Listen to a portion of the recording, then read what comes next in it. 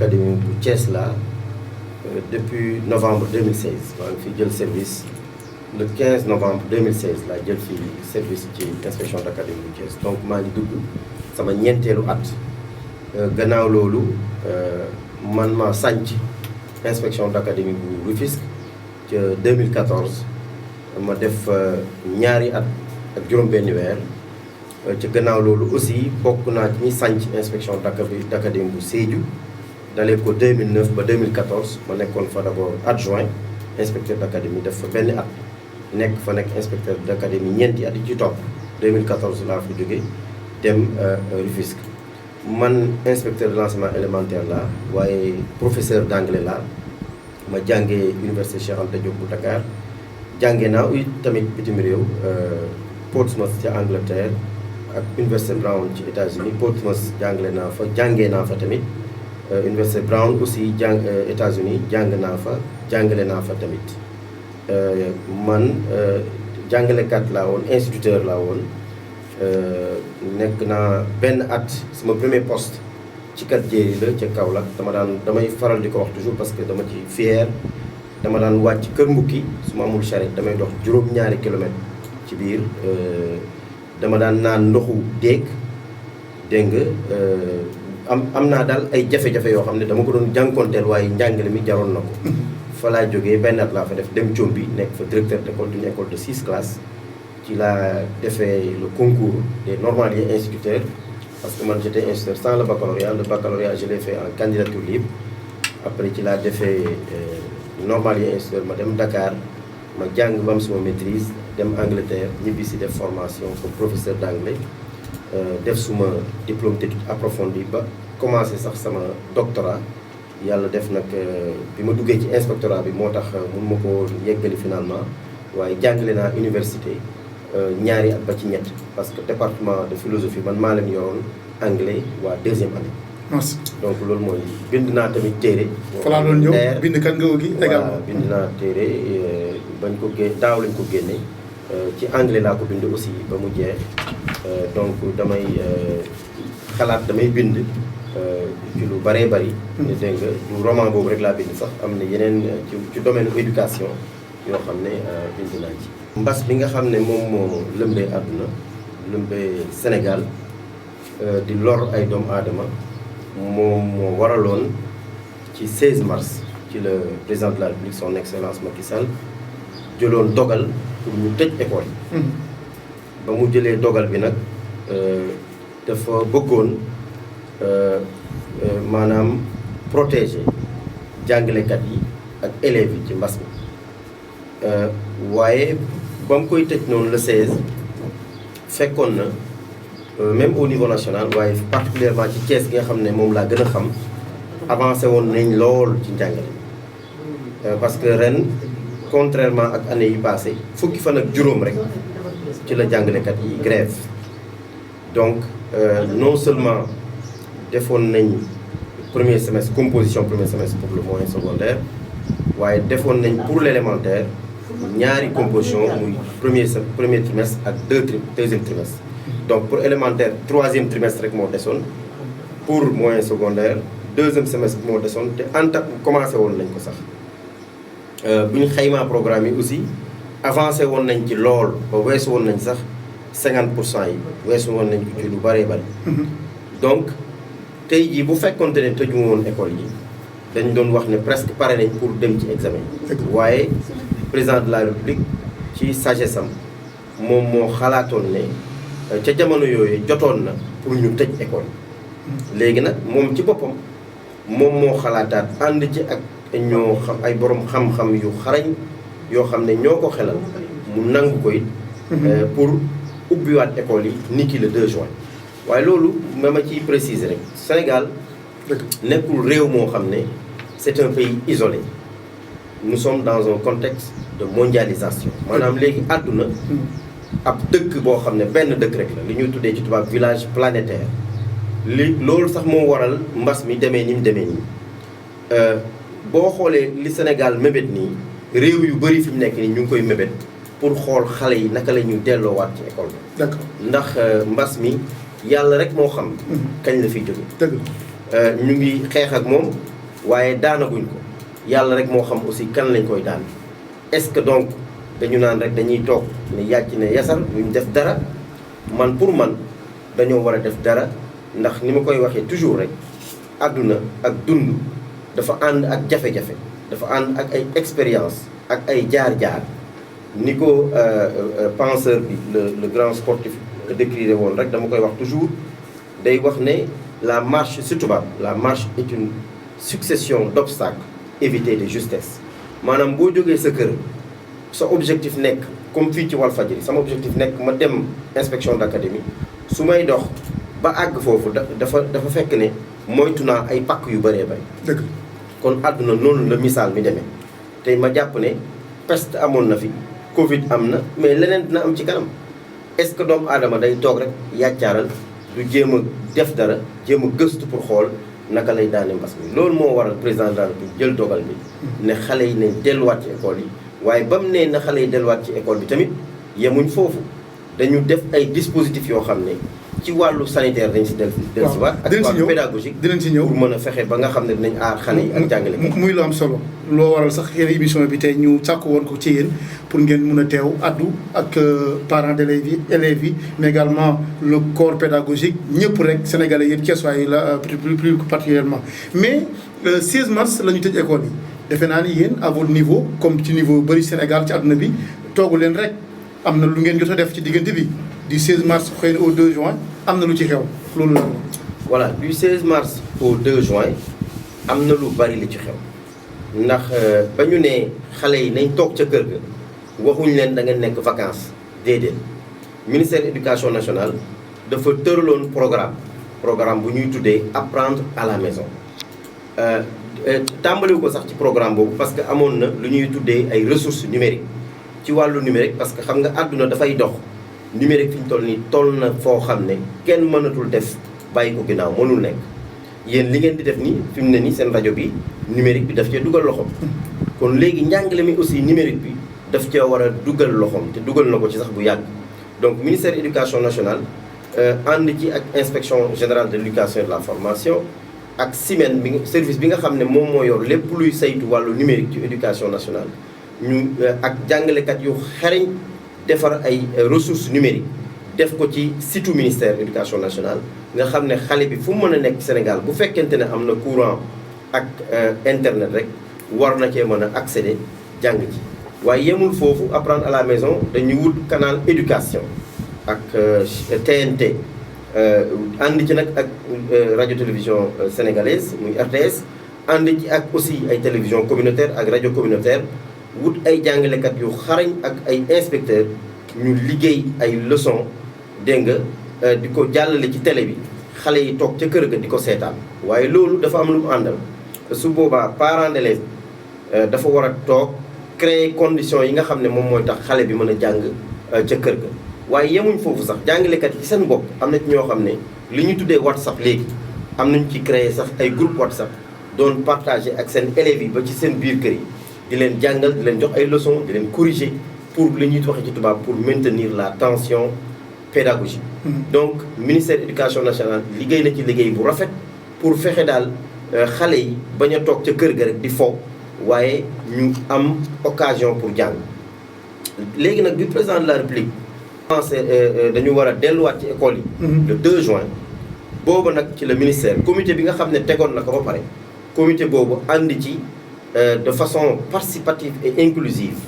ak inspecteur d'académie ak inspecteur d'éducation de la formation yi ak parents d'élèves yi ak syndicats yi ñu xalaat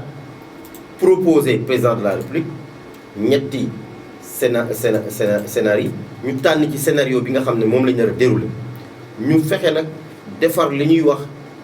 note d'orientation mooy note boo xam ne dañ cee tënk lépp loo xam ne sur le plan pédagogique ak sur le plan sanitaire noonu la ñuy fexee ba nga xam ne noonu la ñuy delloowaat ci école yi waaye tamit déterminer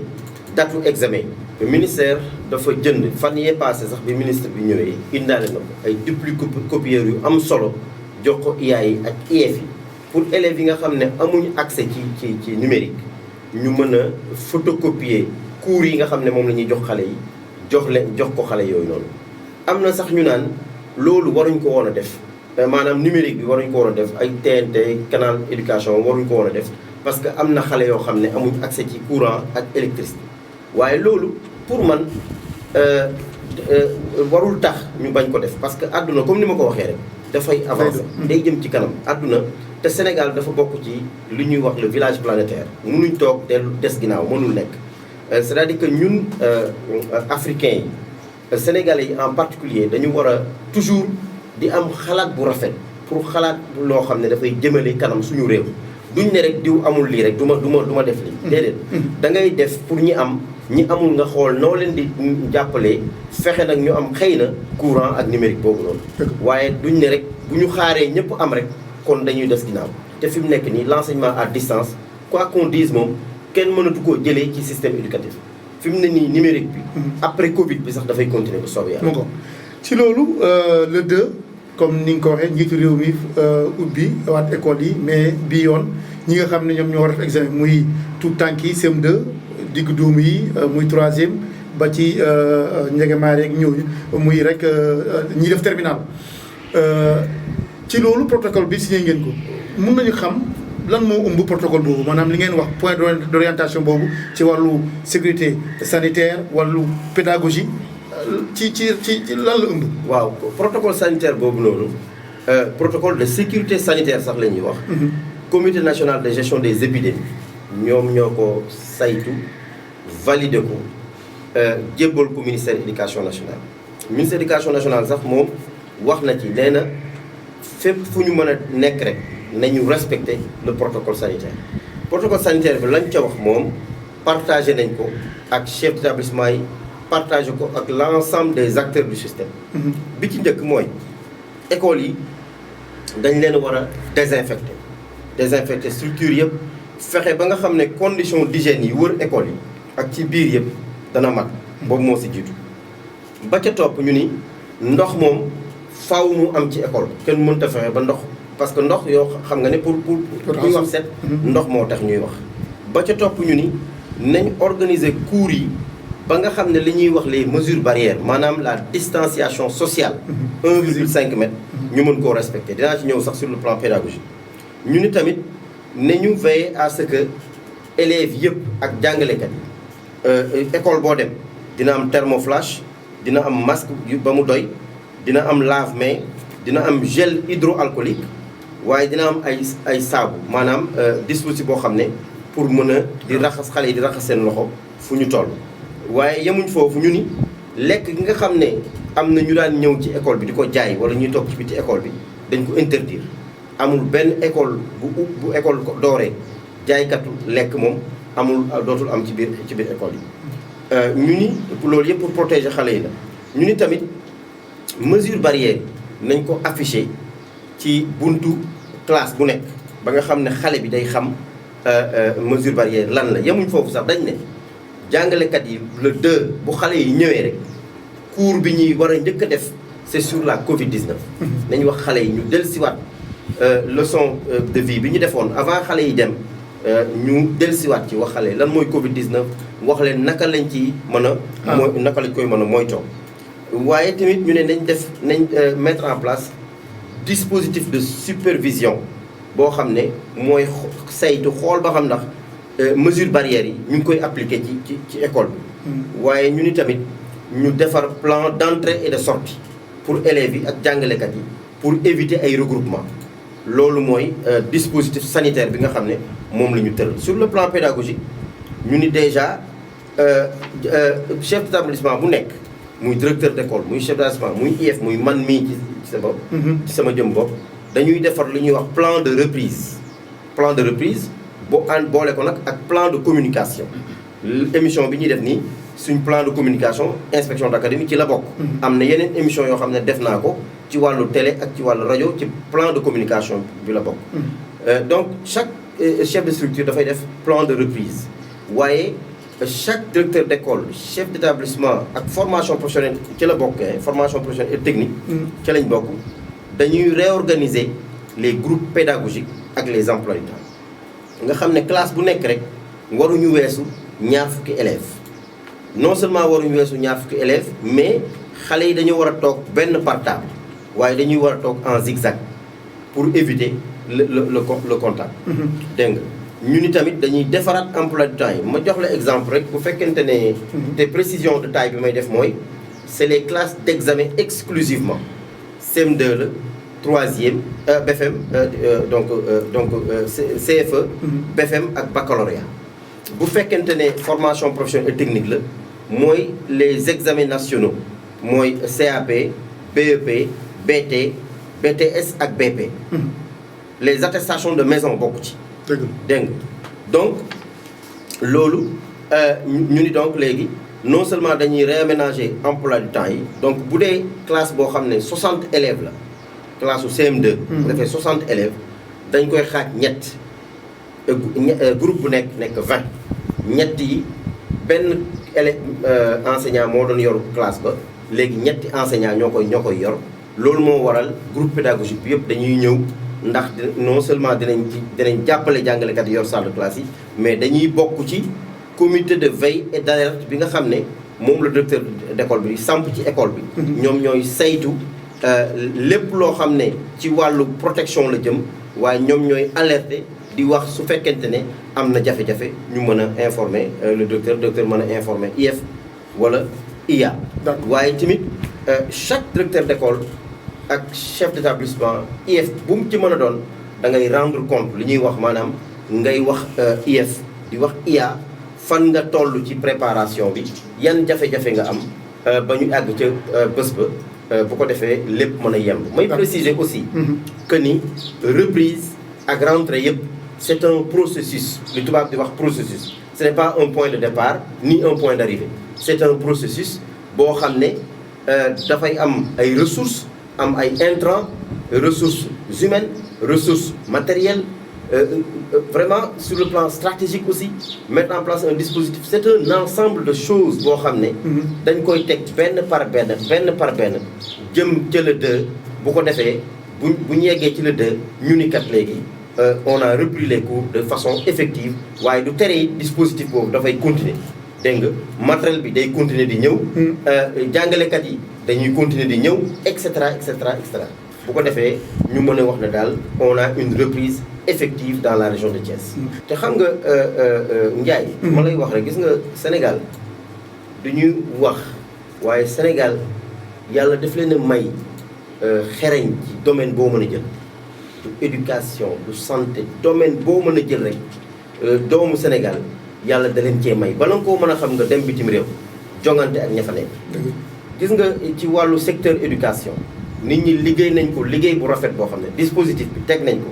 ba fi mu nekk nii en tout cas ñun suñu xel dal na pour ñu mën a door le 2 xam nga lu tax. parce que ci wàllu matériel président de la République bi mu waxee ne dafay de ubbiwaat école yi dafa ne état dina def waaye dafa lancer appel collectivités locales yi partenaires yi ñëpp rek ñu jàpp ci parce que nag école c'est une affaire de l'État certes mais c'est une affaire de la communauté. C'est une école pour la communauté par la communauté et n'est-ce pas c'est la communauté qui doit moom moo war a jël en charge les écoles. bu ko defee ñoom ci seen bopp war nañ mën a du moins war nañ mën a nettoyer te loolu maa ngi ciy jaajëfal wax dëgg yàlla les maires particulièrement le maire Talla Sylla le 29 et le 30 ni ki tey sax ñi ngi woon fii lycée Malick Sy mobiliser les OSC les ASC dégg nga ñu jàpp ci pour raxas écoles yi service d'hygiène mën koo désinfecter may remercier aussi le chef de service régional de l'hygiène ak chef de service départemental yi capitaine Idrissa Ndiaye ñu ngi ciy jàpp wax dëgg yàlla ànd ceeg conseil départemental mi nga xam ne jënd na 10 pompes dinaa ci dellusiwaat ci liñ def ñoom ñëpp pour ñu mën a préparer écoles yi ci wàllu désinfection ci wàllu nettoyage ci wàllu fànn yëpp ci wàllu matériel ministère éducation nationale indil nañ ñu matériel conseil départemental indi nañ joxe nañ démb ci ngoon matériel bu baree bari maire Talla Sylla jox na tey Arfan Seck IEF Thièsville dégg nga maire Ngexoox barki démb fa laa demoon il a équipé l'ensemble de ses écoles en matériel désinfecté leen nettoyé régler la question de l'eau au niveau du lycée de Ngexoox noonu la ko yenn maire yi defee aussi comme maire Kër Moussa Momar Cissé également Kër Moussa aussi Mamadou Thiaw Boutasset également son témoin ak le maire Alioune Sarr voilà parfaitement donc ñëpp jàpp ci wax dëgg yàlla bu boobaa ñu ni le processus a été enclenché. ñun fi ñu toll nii depuis barkaati démb ñu ngi joxe matériel bi chef d'établissement yi IEF yi pour ñu distribuer ko ci école yi. léegi nag comme ni ma ko waxee rek le matériel va arriver progressivement dégg nga li ma wax. le 2 incha allah dinañ ubbi danañ démarrer mais le processus va continuer. L'essentiel du matériel est disponible dans les écoles et établissements. L'essentiel du matériel qui permet le démarrage est disponible mais terewul matériel dina bugg di ñëwaat parce que am na ay partenaires yuy continuer di joxe démb rek Kajoor Jànqeen ñëw na ba inspection d'académie ma koy remercier aussi monsieur Dieng au passage le coordonnateur Kajoor Jànqeen joxe na lu takku dégg nga pour une valeur de 13 millions mu jënd ko ci ay masques jënd ko ci ay thermoflash indi jox ko inspection d'académie pour l'académie de Thiès. mooy am na ñeneen sax ay ñoo xam ne joxe nañ. y a un professeur d'économie familiale qui a jox na inspection d'académie 100 masques. bureau partenariat communication genre joxe na l'association des professeurs d'éducation physique femmes aussi joxe na ak ñeneen ñoo xam ne ñu ngi ñëw pour que matériel bi mën a yemb. loolu yëpp nag. pour lenn dong la pour suñuy doom la pour suñuy doom mën a dem ci école ñu mën leen a protéger ci Covid bi. waaye ñu mën a yegg ci examen yi ñu def CFE def BFEM ak baccalauréat ci jàmm. mais maintenant à votre niveau comme ni nga waxee ñoom moom école yi ñoom ñëpp jàpp nañ ci mais également concrètement IA moom it également xëy na men par le men def na mais aussi mu bëggoon a xam aussi à votre niveau lan ngeen def yéen tamit. ñun jàpp nañ ci matériel bi aussi dugal nañ ci suñu loxo waaye tamit. yemuñ foofu ñun partenaires yi nga xam ne ñoom ñooy joxe sensibilisation communication bi nga xam ne moom la ñu waroon def ci plan de communication bi wax naa la ko. lancé woon nañ sax un programme un masque un élève un enseignant un masque. vous voyez programme boobu moo waral tey jii partenaires yi ñëw di joxe inspection d'académie waaye inspection d'académie ci wàllu boppam moom it am na loo xam ne def na ko ci participation IEF yi aussi def nañ ko. ministère éducation nationale def na ko. dégg nga loolu moo waral fi nekk nii ma ne la matériel bi fi ñu toll nii écoles yeeg établissement yi li ñu leen jox war nañ ci mën a démarrer ba au fur et à mesure on mettra à disposition le matériel et ce qui est clair li ñu waxanteeg ñoom bu soobee yàlla danañ ko respecter incha allah. chef d'établissement yi également am na ñu impliqué wu carrément. très bien chef d'établissement yi am na ñuy développer sax ay initiatives am na yoo xam ne sax lave-mains sax defar nañ ko seen école. dégg nga am na ñoom ci seen bopp aussi dem nañ vers les partenaires. fi mu nekk nii am naa groupe WhatsApp ak proviseurs yi am na ci ñu bëri ñu may wax IA ñëw nañ sama école désinfecté nañ ko nettoyé nañ recevoir nañ ay masques ci diw ak ci diw ak ci diw ak ci diw. donc c'est un ensemble c'est un tout boo xam ne nit ñi daal taxaw nañ ci ñu ngi ciy góorgóorlu ci def li ñu mën am nañ yaakaar ne ak ndimbalu suñu borom bu soobee yàlla le 2 dinañ démarrer. mooy remercier aussi rek au passage le gouverneur qui est le président du comité régional. wax dëgg yàlla mu ànd ci ak préfet yi ñu organiser CRD ñun ñoo njëkk a organiser CRD ci Sénégal dégg nga ñu organiser ay CDD organiser ay CLD dégg nga fépp fu jàngalekat nekk rek def nañ fa ay organisation ay réunion ay réunion sectorielle man mi sama jëm bopp def naa ay réunion sectorielle ak syndicats yi ak parents d'élèves yi ak acteurs yëpp comme ni ñu ko ministre waxee dans une approche participative et inclusive dirigée donc par le gouverneur de la région qui est très accessible di ñu jàppale trop suñu liggéey tey jii ci wàllu transport xam naa dinañ ci ñëw mu ngoog par rapport ak xëy na balaa ñëw si parents d'élèves yi balaa ñëw si syndicats yi seen souci ak seen i xëy na laaj ak tamit seen participation muy parents d'élèves muy syndicats yi ak tamit mbirum transport yi élèves yi nga xam ne ñu ngi hors de l'académie yow dinañ ci ñëw mais li nga may wax nii école privée également defe naa ne ñoom it fekkee ni xëy na am na wala amul nga wax ma ci la ñu bokk. ndax ñoom it dafa mel ni am ñoom jàpp nañu daal xëy na ñoom leen xaw a laisser en rade. non ca lañ bokk parce que bi ñuy exprimer les besoins c'est le public et le privé. dégg nga xam nga éducation ñaari tànk la waaye benn nit la privé la ak public benn mënul dem bàyyi sa morom ñun ci Thiès fii dañoo taxawal bi ñu ko ministère demandé yàgg na sax. ñu installé li ñuy wax CAPEP le cadre des acteurs et partenaires de l'enseignement privé ñoom ñooy boole école privée yëpp mu nekk interface entre les écoles privées et l'inspection d'académie amul lenn lu ñuy def ci inspection d'académie bi génn ci privé bi amul privé en général privé laïque et privé catholique donc ñoom ci seen bopp aussi bokk nañ ci j'ai donné les directives pour que le comité de réception et de distribution du matériel bi ma taxawal. ñu jox leen ñoom seen wàllu. avant le 2 dañ ci jot public avant le 2 bu soobee yàlla. incha allah beneen bi comme yaa ni nga ko waxee. mais ma lancé un appel rek. waaw waaw ci wàllu matériel bi. ndax aussi li may wax toujours rek gis nga toujours nit dafa war di laaj toujours comme ni ko président Jefferson doon waxee yow lan nga war a defal sa réew bu laaj yow lan la sa réew war a defal. am na fi ñoo xam ne am nañ am yàlla dimbale leen ñu am ci wàllu am xale yi suñuy doom lañ bu ñu xaar rek ne état ni def lépp ay état mënu def lépp il faut que kenn ku nekk ñu def ci sa kàttan ak sa mën-mën ba jàppale ba nga xam ne lépp dina mat. am naa yaakaar ne bu si ñëpp jàppee dina mat incha allah ndax ni ma ko waxee école c'est l'affaire de la communauté. voilà. dama la déglu également ci sa xëy na kaddu peut-être école ngay wax rek dafa xaj ak seen daara yi ci yéen lañu bokk wala école arabe yi même en même temps mooy ko lu mel ni ay Ndiassé Mbaye yooyu ainsi de suite école coranique yi ndax ñoom it ci lii ngeen sumb ni ñoom it ndax ci la ñu bokk. waaw parce que xam nga lu tax état def na lu rëy ci wàllu école coranique créer ay daara moderne dégg nga ci wàllu franco arabe aussi liggéey nañ ci liggéey bu rafet. mais programme bii nii li muy ñi nga xam cible bi xam nga ñan la. mooy ñii di def CM2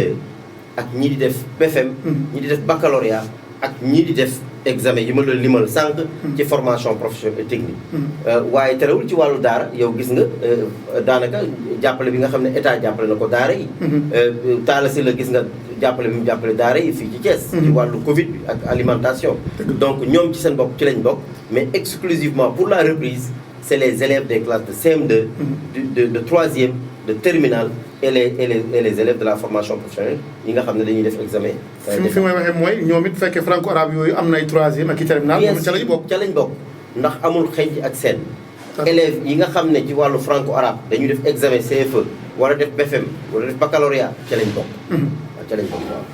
balaa ñu dem ci xëy na ci parents d'élèves yi ak syndicats yi classe intermédiaire également ñoom nu ngeen di def ak ñoom bu fekkee dañuy reprendre le 2 ak boobu ba léegi également ñoom it maanaam le 2 bi xëy na foofu lay 3e CM2 ak terminale demee mais ñoom it dina am xëy na lu ngeen leen di jëlee. waaw classe intermédiaire yi pour le moment décision bi ñu jël état jël ko mooy dañuy toogandi encore ca kër ga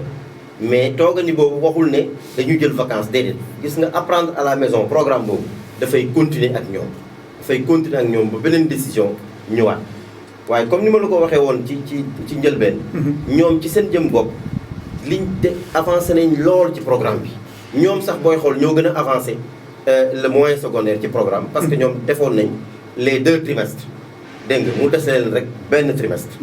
benn trimestre rek moo leen dese woon donc vraiment ñoom avancé nañ léegi pour le moment dañuy continuer toog ci kër ga. ñu leen di jàngal ca kër ga à travers le programme apprendre à la maison. may remercier professeur d'éducation physique yëpp gis nga Ndiaye. éducation physique amul discipline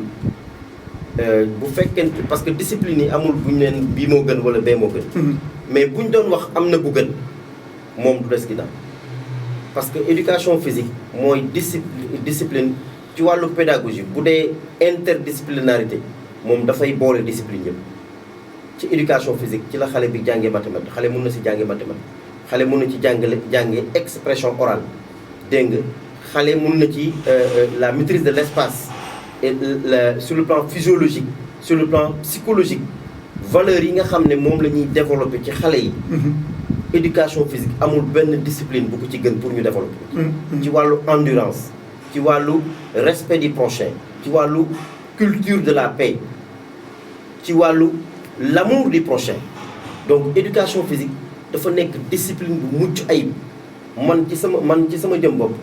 bind naa téere boo xam ne ci éducation physique pour l'élémentaire la pratique du PCME à l'école élémentaire. pour te dire man fonk bi nga xam ne moom laa fonkee éducation physique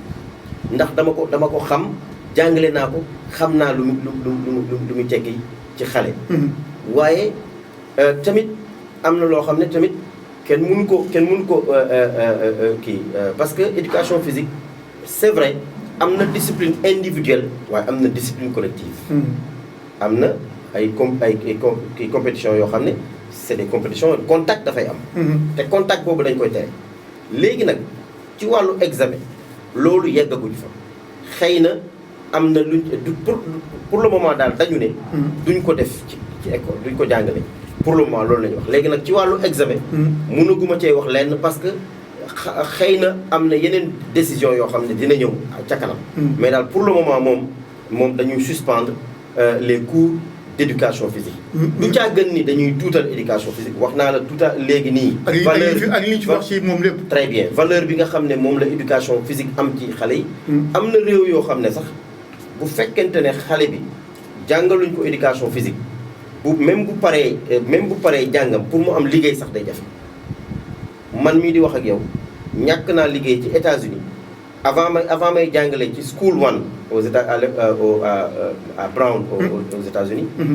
bi ma njëkkee déposer sama CV pour ñu jël ma ci benn école ci wàllu xam-xam tànn nañ ma waaye xam nga lu tax jëluñ ma parce que mënu ma woon encadrer équipe de football bi fa nekkoon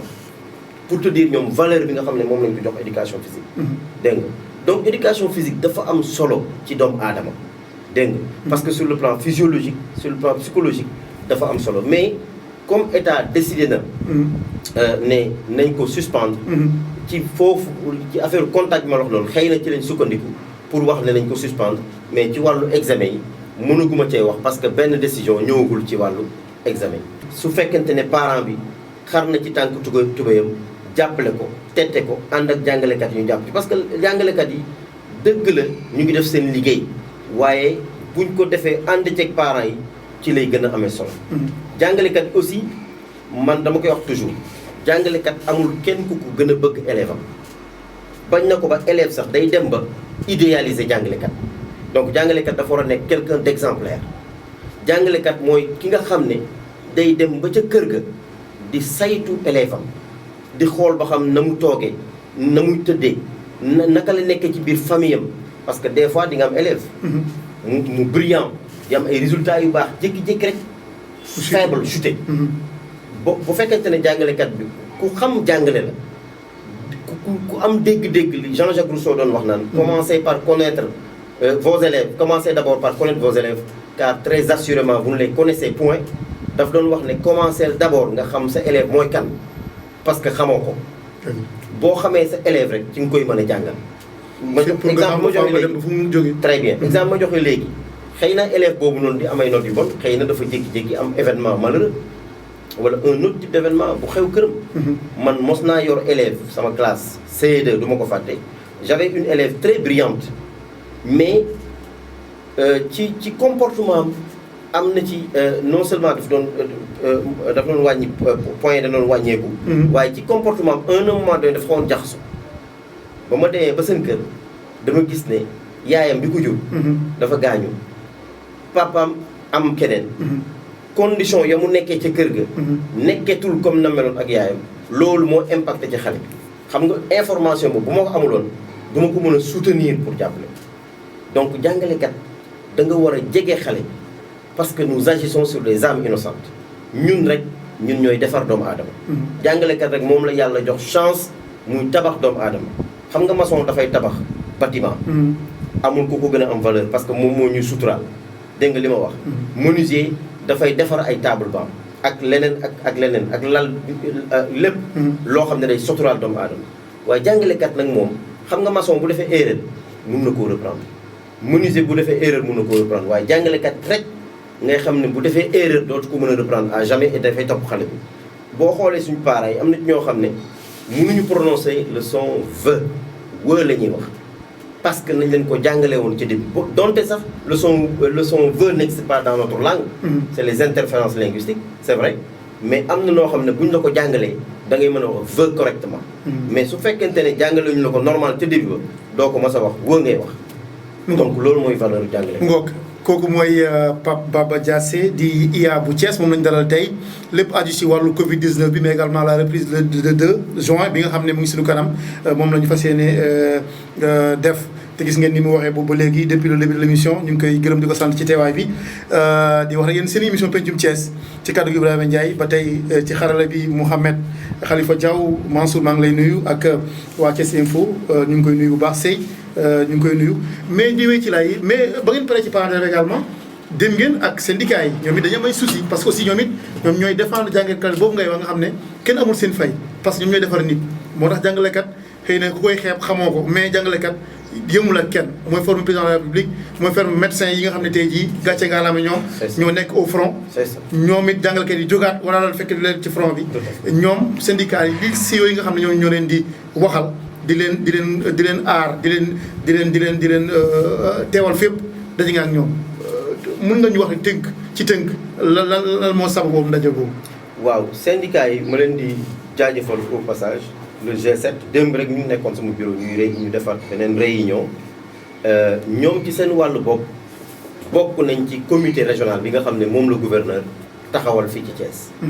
waaye yemuñ foofu démb bi ñu waxtaanee ba pare dama leen boolewaat ci comité restreint bi nga xam ne moom la ñuy taxawal inspection d'académie. te supervision bi nga xam ne moom lañ nar a def ci école yi pour xool ba xam ndax mbir mi door bi tàmbali na ndax amul ay jafe-jafe ñoom ci seen bopp nañ bokk ci tournée yooyu. pour wax la rek ne relation yi nga xam ne moom lañ am ak syndicat yi fu ñu toll dañuy am ay réunions périodiques mensuelles waaye à chaque fois su problème amee dañuy toog waxtaane ko pour fexe ba nga xam ne ñu anticiper li ñuy wax c'est sur les crises. ñoom aussi ñu am taxawaay bu rafet boo xam ne ñu ngi koy taxaw fii ci Thiès parce que à chaque fois dañ may informer ci problème yoo xam ne dafay war a am. bu ko defee ñu mën cee taxaw avant jafe-jafe di am. donc vraiment ma leen di jaajëfal c'est des partenaires de taille dégg nga lépp lu ñu def au niveau de l'inspection d'académie dañ ci waxtaan ak ñoom ànd ceeg ñoom liggéey ko ba mu rafet. lii aussi ce sera la même chose dañ ko ñu ngi koy waxtaanee ñu ngi ci ànd ak ñoom ba nga xam ne am naa yaakaar ne ànd bu rafet bi ñu ànd nii. am naa yaakaar ne li ñu yaakaar ci reprise bi daañu ko am bu soobee yàlla. sa ministre muy Mamadou Talla mu ngi wax bu fekkee conditions yi réunirul daanaka école boobu nañ bu cours am. est-ce que jàngale syndicaliste également seen souci jël ngeen si en compte ba nga xamante daal vraiment ni ñu ko waxee même bu dul à 100% yéen à 90% dina mën a am ci école. waaw moom laa lay wax c'est-à-dire que ñoo may rapporter les besoins n'est-ce pas. des enseignants ñoom ñoo may rapporté jafe-jafe jàngalekat yi. bu ko defee ñu ciy anticiper am naa yaakaar ni daal am naa yaakaar bu baax c'est vrai que le ministre de l'éducation nationale Mamadou Talla ma koy remercier au passage wax na ne fu conditions yi matewul rek du ñu ubbi waaye am naa yaakaar ni conditions yi dana mate bu soobee yàlla comme ni ma ko waxee. ci wàllu transport am na ñoo xamante ni gis nga li xew Liberté 5 ak jàngalekat yooyu nga doon tàgg léegi vraiment kenn du ko rafetlu mbooloo la ñuy bañ mais keroog liñ fa gis xëy na yéeme na am nga ci jàngat waaye beneen bi au niveau local académie sa académie ñi génnoon muy ci jàngalekat muy ci élève nan la ñuy def ba ñëwaat ci biir Thiès fan la ñuy jaar ak naka ak nan. waaw moment bi ñuy waxtaanee nii boo demee ca gouvernance lu toll ci 40 bus Dakar Dem Dikk positionné nañ ko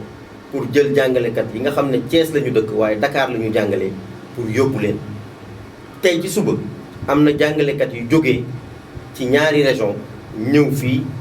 ci Thiès. fan yee passé am na jàngalekat yu jógee Saint-Louis ñëw fii ci Thiès am na aussi jàngalekat yu fi jóge woon dem Diourbel. loolu nag muy dispositif boo xam ne ministère de l'éducation nationale da ciy ànd ak ministère des transports terrestres pour fexe ba nga xam ne jàngalekat yi nga xam ne dañoo nekk ci yeneen région yi waaye di jàngale ci région Thiès wala ñu jàngale ci benn région mën a dem seen région yi mën a rejoindre seeni école ñun en tout cas fii ci Thiès jàngalekat bu fi yegsi comité régional bi nga xam ne moom la gouverneur mettre en place bu fi yegsi bu fekkente ne Mbour nga jëm wala Tivaouane nga jëm fu mu ci mën a doon rek ñun ñoo lay yóbbu ba fa nga jëm donte nag jafe-jafe mënta ñàkk mais am naa yaakaar ni en tout cas syndicalistes ñoom rafetlu nañu lool taxawaay bi nga xam ne moom la comité régional bi nga xam moom la gouverneur taxawal ànd ci inspecteur d'académie ak IEF yi ñu taxawal ko en tout cas remercier nañ taxawaay bi nga xam ne moom lañ taxaw jàngalekat yi fii ci Thiès. léegi nag au niveau national xam nga nous sommes dans une situation conjoncturelle nous sommes dans un contexte de pandémie c'est pas un contexte normal ku nekk xam nga ne bu nekkoon contexte bu normal loolu du am donc ma ci massawu jàngalekat yi parce que man bu ma sañoon jàngalekat ku ko gis kenn du ko gën parce que jàngalekat kenn gënu ko mooy li may wax parce que jàngalekat moom la yàlla jox chance c'est une chance ça c'est pas donné à tout le monde nga kii defar doomu aadama jële ko ci moment boo xam ne xamul dara nga yóbbu ko ci moment boo xam ne day xam dara xam nga xale buy juddu du ràññee càmmoñam ak ndeyjooram dafa yaakaar ne sax c'est un prolongement de sa maman su demee ba dugg école jàngalekat moo koy jëlee foofu li ñuy wax de l'état d'égocentrisme à l'état autonome mu am autonomie di xalaatal boppam di defal boppam xam nga loolu ku koy def dañ la war a fonk respecté la d'accord état fonk na jàngalekat respecté na ko mais comme ni ma koy waxee rek c'est le contexte qui a fait que loolu xew au départ mënul am ay rëq-rëq waaye boo xoolee fi mu nekk nii daanaka loolu amatul ci fan yii nii daanaka amatul mais nag des fois dañuy naan dañ leen di yóbbu ba ci centre ville bi maanaam ñu war a jàngalee Notto Diobass wala Kayar ñu leen ba Thiès wàcc leen Thiès ville par exemple ndax dinañu dem ci les localités laajal syndicat yi amul benn jàngalekat bu war a dem Notto wala feneen tey inspection dak ànd ceeg comité régional ak gouverneur te yóbbuwuñ la ba sa dëkk amul très bien maintenant élèves yi waa élèves yi ñoom tamit comme ni ñuy yóbboo jàngalekat yi noonu la ñuy yóbboo élèves yi tey jii élèves yi nga xam ne ñu ngi nekk Thiès war a dem Dakar ñi dana ci am ñu dem fii gouvernance pour ñu yóbbu leen à partir de lundi Inch'Allah Rabbi aussi dina am mouvement d'envergure boo xam ne élèves yi nekk Thiès ak jàngalekat yi nekk Thiès war dem ci yeneen régions yi dana am mouvement d'envergure boo xam ne képp ku ñëw et puis ministère précision mais foofu mooy ministère de l'éducation nationale jafe-jafe yi ci amoon ci wàllu këyit levé na ko maanaam laissez-passer yeeg yooyu yëpp levé na ko jàngalekat bu ñëw indi sa carte d'identité ak élève nga indi sa carte d'identité d'élève wala këyit bu mu mën a doon boo ko wonee pour présenter ko pour wane ne yow jàngalekat nga wala élève rek da ngay dugg ci bis. d'accord beneen bi dama déggul nga wax ci waa CRPE mooy EFI CRPE ñoom bokkuñ ci reprise bi wala. si CRPE bokk nañ ci reprise bi may remercier madame la directrice gan la mi ngi doog a ñëw jógee Louga mais jàmbaar la parce que mi ngi wone wax dëgg yàlla liggéey bi nga xam ne moom la na ma def fii ci Thiès. démb rek maa ngi seetaan benn vidéo ci WhatsApp. vidéo buy wone dispositif bi nga xam ne tëral na ko ci CRFP réunion yi mu tenir yëpp pour wane ne moom ci boppam pare na pour accueillir élèves maîtres yi parce que élèves maîtres yi ñoom tamit dañuy ñëw. ma ko ciy jaajëfal di jaajëfal équipe pédagogique bi ci lañ bokk. d'accord donc ñoom aussi ñu ngi leen di accompagner. ci wàllu matériel ci wàllu fànn yëpp pour que affaire bi mën a dox. ñeneen ñi moom mooy les non-voyants xam nga INEFJA aussi sa académie la nekk lan ngeen leen prévoir woon boobu ba léegi ak ba ci bañ toll nii. ñoom aussi ci wàllu matériel aussi am lu ñu leen prévoir ñoom xam nga INEFJA institut national la. ma def précision boobu. institut national la. dépendrul ci académie. dëgg la mais donte fii la ne. ci cabinet ministre la dépendre directement. alors mais relation fonctionnelle. tax na ba directeur bi muy Ndioba Dieye ma koy remercier au passage ci man la nekkoon inspection d'académie. dëgg la muy macha allah nit ku xereñ ku nangoo liggéey aussi. dégg nga ku xam-xamam màcc. mu ngi fay liggéey bu rafet. d'ailleurs ci liggéey boobu sax ci wàllu apprendre à la maison am na programme bu ñu fa tëraloon. en braille pour jàppale xale yi nga xam ne dañuy toog ci kër ga. dégg nga loolu aussi ma ko ciy remercier mais ci wàllu matériel aussi ñu ngi leen siy jàppale te am naa yaakaar ne le deux reprise bi tamit comme ni mu nar a nekkee ci yeneen école yi dina effective au niveau de l'INEFJA. kon nag xanaa ñu daanaka ñëw nañ cappaandoo émission bi ñu bàyyi la nga tàggatoo vraiment ça fait plaisir de vous recevoir dans nos locaux muy inspecteur d'académie bu Thiès Pape Baba Diassé kaddu gu mujj gi lan la appel encore aux parents d'élèves aux élèves aux professeurs à tout le monde à tous les Thiessois à tous les Sénégalais. waaw appel bi may def daal mooy dëgg la ñun ñëpp dañuy dem école ci contexte Covid-19. loolu ku nekk xam na waaye fi mu nekk nii Covid-19. daf ñu wër fépp boo jógee sa kër di dem marché yaa ngi xalaat Covid-19 boo jógee sa kër ngay doxi sa soxla feneen yaa ngi xalaat Covid-19 parce que yaa ngi sol sa masque pour protéger wu yaa ngi raxasu foo toll pour protéger wu mais Covid-19 mënul tere dañuy continuer dund. il faut ñu dund ci fànn boobu nag école ca la bokk parce que l'école c'est un microcosme de la société école kenn mënu ko génne ci société au contraire école sax day xalaat pour société kon école boobu président de la République décidé na pour ñu ubbi ko le 2 juin ñun ñëpp ay citoyens sénégalais lañ mooy lancer un appel jàngalekat yi dégg nañ ma sax ba pare parce que man ci Thiès wax dëgg yàlla mooy remercier jàngalekat yi ak syndicats yi awma ak ñoom benn xaar ma yàlla ñu ngi may jàppale sama liggéey ni mu waree. Parents d'élèves yi la même chose les acteurs de la société civile la même chose les collectivités locales les autorités administratives am naa yaakaar ni bu ci parents d'élèves yi jàppee jàngat ñëpp jàpp ci am naa yaakaar ni le 2 dinañu reprendre ñu ñaan suñu borom rek mu jàppale ñu ubbi ci jàmm jàng ci jàmm ba jëm ci examen yi jeexal ci jàmm ak salaam. xëy na def examen sax xëy na voilà boo ci mënoon def examen xëy na. waaw datu examen yi. muy CFE bi rapidement ak. troisième bi ak terminal bi. le CFE. est prévu pour le 27 et le 28 le lundi 27 et le mardi 28 juillet. 2020 moom mooy CFE. BFM ñu ngi ko prévoir à partir du lundi 17 août. Le baccalauréat, bac technique, c'est à partir du 3 août. Et le bac général est prévu à partir du 5 août. D'accord. Donc, c'est la date qui est la date examen qui est proposé. Les enseignants, ils vont retourner. Les enseignants, ils amul xaj ak seen. amul xaj ak ba ci EPS yi. ba ci EPS yi. dañoo war a dellu ci école amul xaj ak seen parce que ñoom aussi ci jàngalekat yi lañ bokk te war nañ jàpp ci dispositif bi nga xam ne moom la directeur d'école yi moom la chef d'établissement yi proviseurs yi ak principaux yi war a taxawal. jërëjëf pour formation professionnelle technique. c'est les candidats au CAP au BEP au BT au BTS et au BP. ñoom rek ñoom ak seen waa ñoom ñooy dem. mais jàngalekat yi ñoom ñëpp ñooy delluwaat seen école.